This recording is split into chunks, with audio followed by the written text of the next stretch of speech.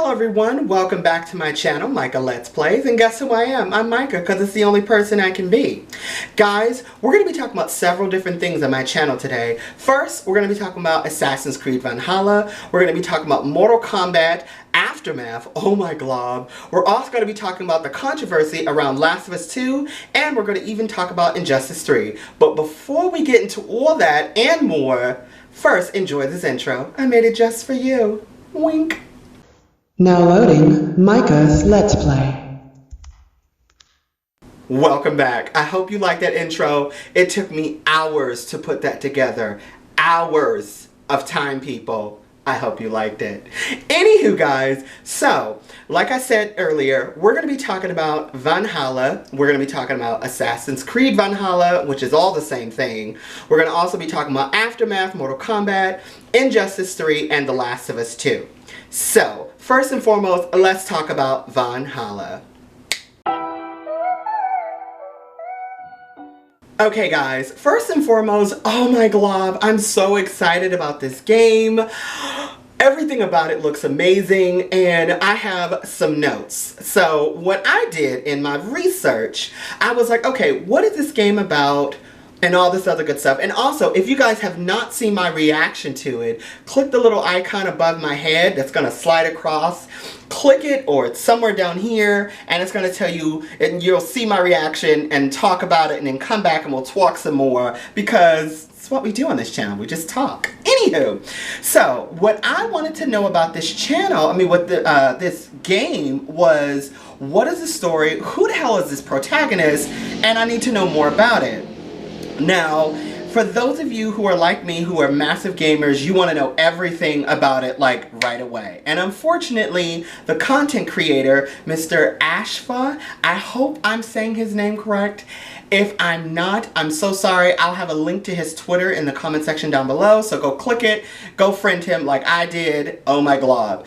So, the recent trailer that dropped a few days ago about Assassin's Creed Valhalla, I wanted to learn more about it, so I started doing my research. Here's what I came up with, children. First and foremost, this game is going to be set in the Viking era. For those of you who don't know about Valhalla, Valhalla is basically like the heaven of the Vikings. That's just the best way I can describe it. I love Viking mythology, I love gods and all that other craziness, but just for simplicity, it's heaven for Vikings. That's it, that's all. The story is going to be based in the 9th century England, and the king of that is going to be King Ashraf of Wessex. Now, historically, this is a real-life person, and if you know anything about Assassin's Creed, they've always gone back to real-life mythology and applied it to the Assassin's Creed universe, which is one of the great things about their storytelling. And if you have never played an Assassin's Creed game, like your boy right here, this is just, you know, I've watched plenty of Let's Plays, but have never actually played it. So for me, this will be a first experience with the Assassin's Creed franchise. I might go back and play some old games first before the new one comes out, but we'll talk about that later. Second of all, what I also discovered, he's going to be the quote-unquote villain, and I have a theory about that, and I'll talk about that in just a second. The other thing, guys, is that our protagonist is named Eivor or Ivor. I think it's Eivor because it's spelled A-V-A-R or something like that. Hopefully, if I'm spelling it wrong, let me know in the comment section. Remember, Micah did quote-unquote research, which means I went to Google and clicked a few things, but we're not going to talk about that. The other thing that I also discovered is that the game has quite a few interesting mechanics that I discovered. So in, of course, Assassin's Creed's game, you know, stealth has always been a component, except for in Odyssey. In Odyssey, that wasn't really a tactic. And there wasn't a lot of jumping around and climbing on stuff in Odyssey. But in classic Assassin's Creed games, that was always a part of it, and blending in, or as they called it, social stealth has always been a part of the game.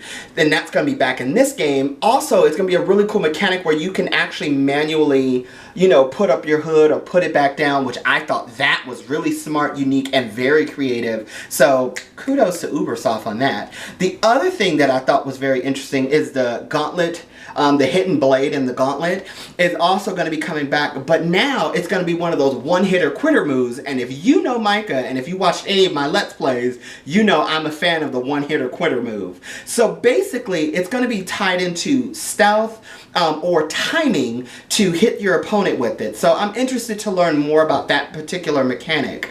Another thing that I also found out about it is that romance options are back. Also, your Ivor or Eivor can be male or female, and same-sex romances are back in the game. So that's really cool. So I'm just curious to see who's everyone gonna romance and what's everyone's gonna be their favorite romance option. Also, I discovered when you're like on your boat, when you're on your long boat and you're going around, you can choose up to 8 different people to work with you on the boat. So that's very interesting. Also, customizable gear is back. Now, in the original game, well, actually mainly in Odyssey, this is more of them, more of a mechanic that came out of that game, is how you can not only customize, but if you take it to a blacksmith and customize it, you can really get funky and creative with the artistic look, so it changes the aesthetic and the appearance of the armor, not only giving it an upgrade. So, win-win. The other thing I also discovered about this game is that there's going to be more footage coming out, but on July 12th. So on July 12th, Ubersoft is doing something called Uber Forward, and I guess it's supposed to be like a live event or like a digital live event. So we're going to have to stay tuned on that when that information comes out. And trust me, Micah's going to be covering all this information just for you cousins, don't worry. The other thing that I also discovered that I really liked about this game is going back to the real world tie-ins, is that back in the old world, the Knights of the Round Table, like I said, the villain is Ashford. He's the villain of this particular story. Because basically, Ivor comes from Norway. They leave Norway, they come to England, they say, oh my glob, this place is amazing. Everybody needs to come here. Get all the Goyles, we're coming down to England. And the king there is basically like, oh hell to the no, because I'm the only bitch up in this house. Long story short, conflict ensues. But the thing I'm wondering is, how did Ubersoft change the narrative? Because if that king was always known as a good guy, because he did a lot for Wessex, helping the people, bringing them new technology, he was a pretty upstanding guy. So here's my theory and my thoughts on this, and you guys let me know in the comment sections down below. Is Ivor the villain of this story, and you get to play with him as the villain, though the king may seem like one? I'm curious. The other thing that I also discovered, when you pre-order the game, you get to unlock something called Berserker, where it's basically a story of a Viking character who's a berserker, and you get to follow him, and that's, I think, the White Bear when you pre-order the game. So that's a lot of information I was able to dig up when I was researching this game, wanting to learn more about it. But I want to know your thoughts and feelings. Are you like me? Are you so here for Valhalla? Or you're like, yeah, I'll wait till the next game? If so, let me know in the comment section down below. Next up, let's talk about Mortal Kombat 11 Aftermath. Oh my glob, I'm so here for it. Alright guys, let's talk about Mortal Kombat Aftermath.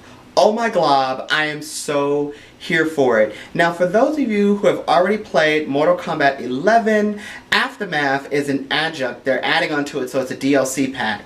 And oh my god, that new fighter pack, it is everything. So we get 3 characters returning, and all of them I'm actually really excited about. One, we get the beautiful Sindel. Mind you, I've never been a fan of this character, but I am now. Half of it is thirst, half of it is that she's a really cool looking character. And I like the fact that she's also a major part of the new storyline. 2, Fujin, the Silver Fox, the Wind God himself. Yes, I am so here for him. I'm loving him, ba-da-ba-ba-ba, like McDonald's. Also, guys, we get back Shang Tsung. They should have called this the Silverhead pack, because all the characters have like white hair. Shang Tsung is a villain, and I do like his character. I've always been a fan of Shang Tsung, but to put the record straight, my favorite character is Sonya Blaze. Oh yeah, and I enjoy putting boot to ass with her every chance I get. But now let's talk about this Fighter Pack 2. Now in this Fighter Pack 2, we're getting more to the initial story of Mortal Kombat 11, and I'm so excited about it.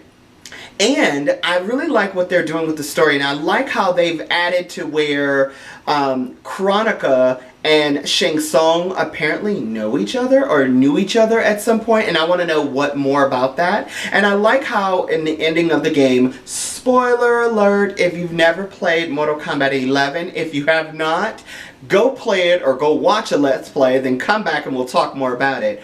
But now you've been warned, I'm finna go into spoiler territory. So, Liu Kang at the end of the game defeats Kronika and becomes the Time God. Yay for him. Raiden becomes mortal.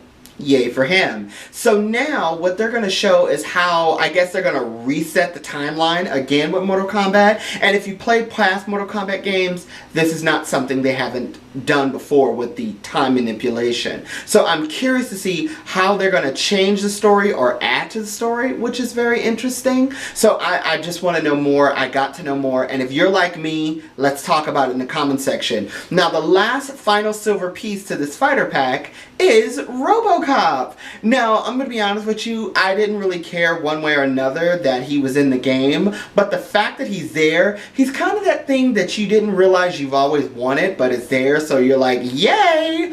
And the other thing that I really find very cool about it is that the team at NetherRealm, Mr. Ed Boon and their team, modeled him back after the original RoboCop 1, the actor. I think they modeled him to look and sound like that guy, especially when he does that freeze dirtbag. For me, I got the tingles, so I was like, you know what? I'm here for it. I'm here for it.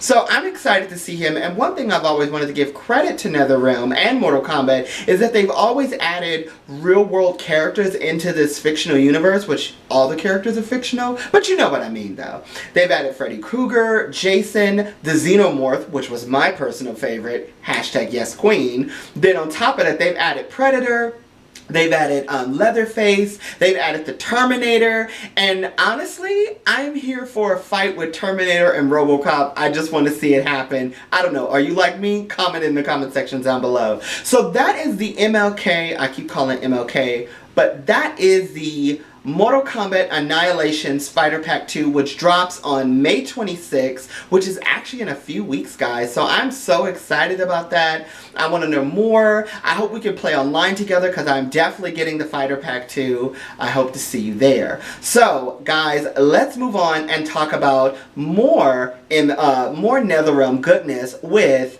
Injustice 3. Okay guys, now let's talk about Injustice 3. Now, there's not a lot of information that's going out about Injustice 3 other than that Injustice 3 is coming. And if you are like me and you played Injustice 1 and Injustice 2, then you're super excited about what this game is going to bring. Now, one of the things I do know about it from Mr. Ed Boon is that this is supposed to be the conclusion to the series. And also, if you're like me, you've been reading the comic of Injustice, and oh my glob, for those of you who are not familiar with comic books, don't worry about it. But for those of you who have read them, oh my god, we can all agree that comic is like epically good, right?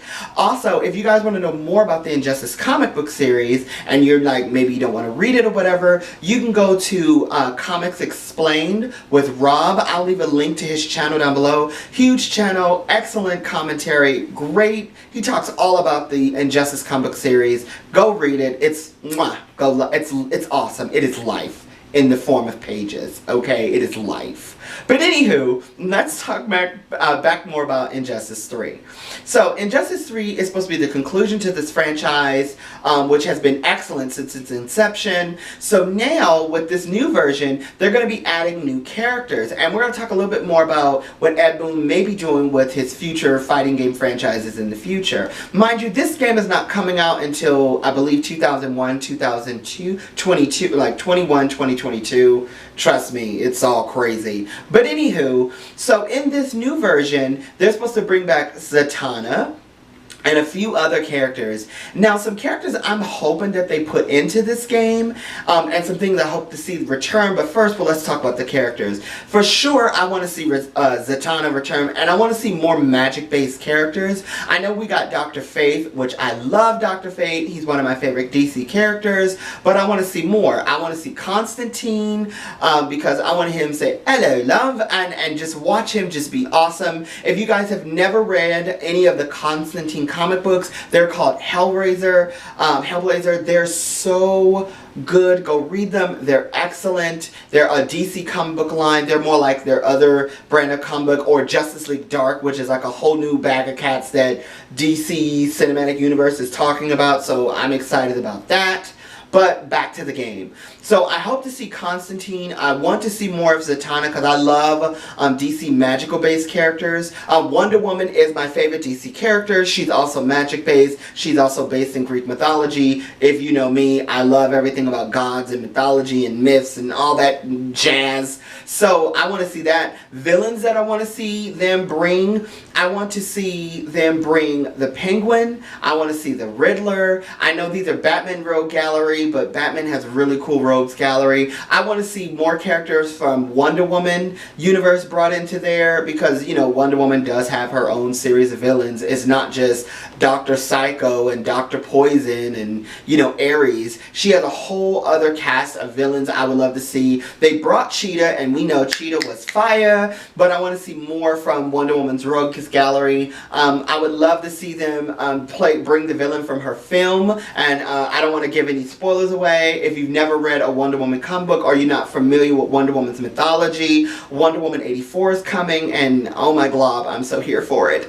But I want to see them bring more Wonder Woman's Rogue Gallery. Also, Flash has excellent Rogues Gallery. I want to see them bring King Shark into the mix. Also, they're supposed to be making another Suicide Squad movie, and King Shark is supposed to be in it. So I want to see him. I want to see more female villains as well, because we got Enchantress, and oh my god, I love her so much. She's so cool of a villainess, and I loved her in Suicide Squad, though she was also a sucky part of Suicide Squad.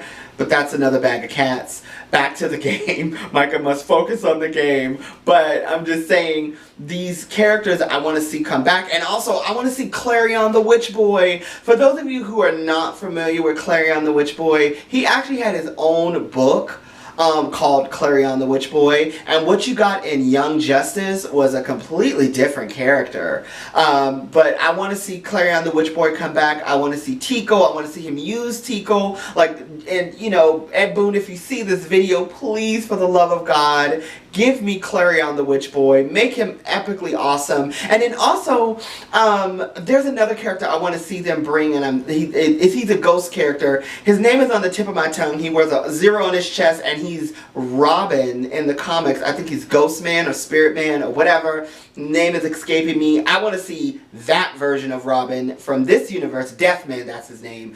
Deathman. I want to see Deathman in Injustice 3. Can you bring him to the world of Injustice 3? Because, oh my glob, guys. He was so cool. He's a really cool character, though his name escaped me. But he's supposed to be, he's in the comic books. I just want to see him in the game, and I want to play as him. So guys, I want to ask you, what do you want to see in Injustice 3? You know, do you want to see where you can add more to the costumes? Because I want that. And Ed Boon, if you watch this, I want to see more classic comic book costumes. Don't be afraid to give Superman his shorts and Wonder Woman her shorts with the stars. Like, glob, those comic book outfits are legendary, so make them legendary skins. Like, come on, work with us, Ed, because you deliver all the time. So give us some more good stuff, I'm hoping. But also, guys, with NetherRealm Studios, after this, he may be doing an X-Men game or a Marvel-based game like the Mortal Kombat and Injustice series. And if he does that, oh my god, I'm telling you right now, I am dropping my panties and my wallet, because he can have it all at that point, because I am a huge Marvel fan. I love Marvel and DC. I like the best of both worlds. But if he does a game that brings me X-Men with Storm, I'm done. I'm done. He has all my money. He can have my firstborn child. He can have my house. He just can't have my wife. But other than that, he can have everything else. So guys, are you here for it like me? Are you super excited to see more Injustice in this world? And I just want to know more of this story. How's it going to close? And also, who is going to be the new villain. I hope it's Dr. Manhattan, though I know a lot of people don't want it to be Dr. Manhattan because Dr. Manhattan is like OP, which is overpowered, but I would like to see him as maybe a potential villain or a character that's a DLC later on. You know, I just want to see, and I want to maybe get, like, again, back to Wonder Woman, maybe some more characters from the Wonder Woman universe. Ed, I know you know, just bring her back for little old me, please. I'll buy, you know, I'll bring you money. But anywho, guys, let me know in the comment section down below. And now that we're wrapping this up of Injustice 2, let's talk about everyone's favorite topic, The Last of Us 2. Okay, guys, now let's talk about The Last of Us 2. Now, just so you guys know, I have stayed spoiler-free all the way up until this point, and I'm still spoiler-free, so I'm proud of that. So here's what I have to say about The Last of Us 2 leak controversy that's out. A lot of people are having a lot of negative things to say about it. Here's what I do know about it. And if you're someone who knows nothing about the story, you're just like me, your virgin ears haven't been tainted with the truth behind this story and Naughty Dog's response, then leave the video now, wait until you've either learned about it, played the game, whatever, then come back. Have you done it? I don't know if you're lying. But anywho, so The Last of Us 2, wow, I'm speaking into the future. The Last of Us 2 has a controversial subject which deals with LGBT content and religion. Now, in the past, people have said they wanted new stories, they want different content, blah, blah, blah, blah. Well, guess what? Ellie is an LGBT character, and yes, I know you could say, well, why does LGBT and religion have to conflict? It's okay. These things happen. It happens in our real world every day, trust me. But it's a different way of telling a story. It's very unique storytelling. So for me, I'm not too bothered by it.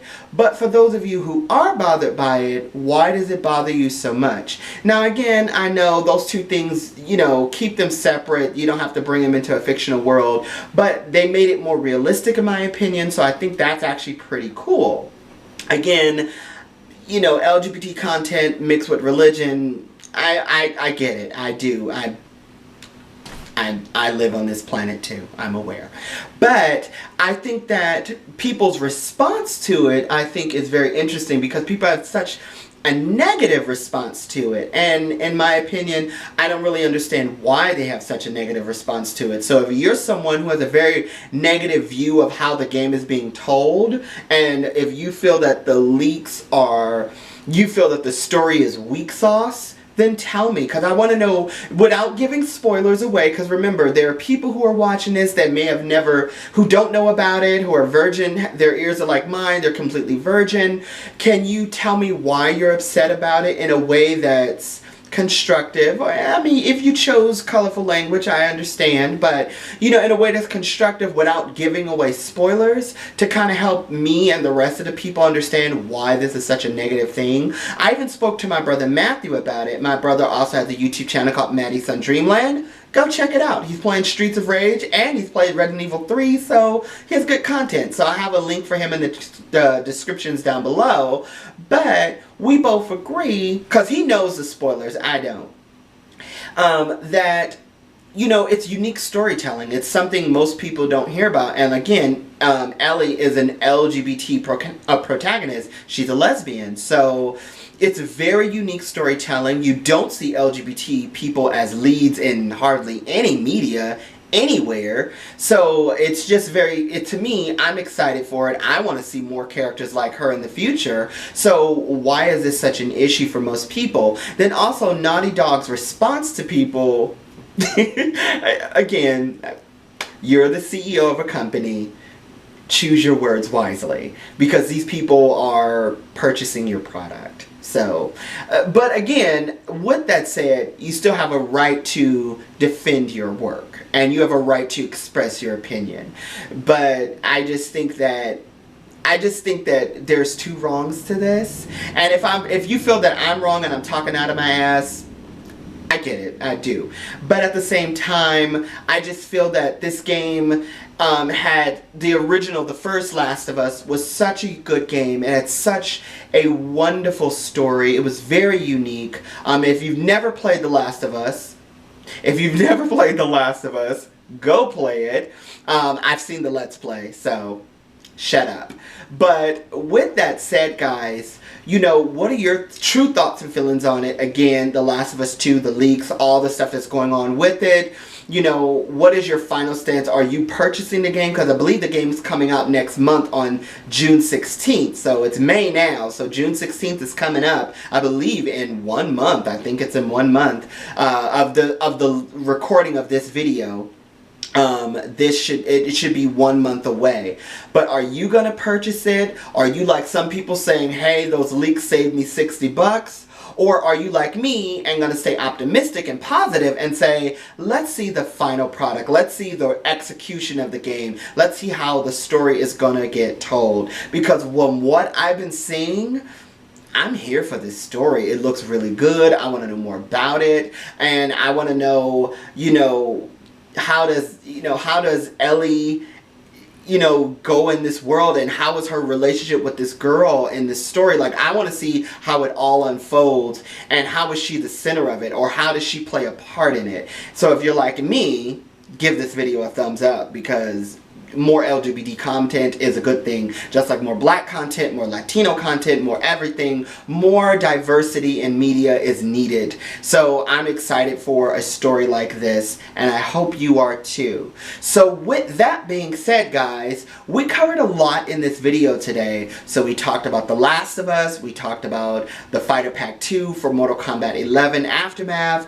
we talked about Injustice 3, and we also talked about Valhalla with Assassin's Creed. So what did you like most about today's video? Do you like that I did a video like this? Do you want to see me make more content like this? Let me know in the comment sections down below. But also, guys, go to my other videos that I've done. I've done a full Let's Play of Resident Evil 2. I'm starting Leon's campaign. I'm going to do a full Let's Play of Resident Evil 3. I'm going to do Final Fantasy 7. I'm doing Streets of Rage right now as well. And there's going to be so much more. Expect Dragon Age from my channel, and a lot more stuff coming from Micah right here on Micah Let's Plays. So again, let me know your thoughts and feelings. I want to hear from you in the comment section down below. Also, do me a huge favor, guys. Consider liking and subscribing to my channel, hitting that notification bell so you're always notified when your boy's uploading some content just for you. And then, guys, do me another favor. Wash your hands. Be safe out there in this world today. Also, live, think, and dream big. I'll see you on the flip side, and bye!